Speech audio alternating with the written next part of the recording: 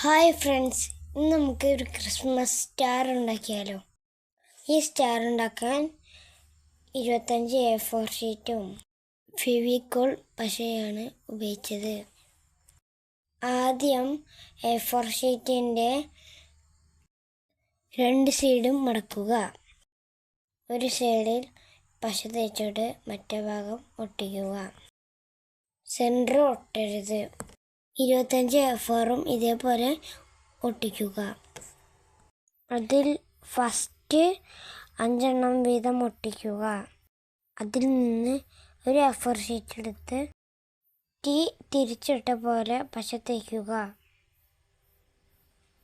അതിൻ്റെ മേലെ ഓരോ എണ്ണം വെച്ച് ഒട്ടിക്കുക. 5 വീതം ഒട്ടിച്ച ശേഷം നമുക്ക് ഇഷ്ടമുള്ള ഡിസൈൻ മേലെ ഭാഗത്തായിട്ട് കട്ട് ചെയ്യാൻ പാകത്തിന് പെൻസിൽ കൊണ്ട് വരച്ച് കൊടുക്കുക.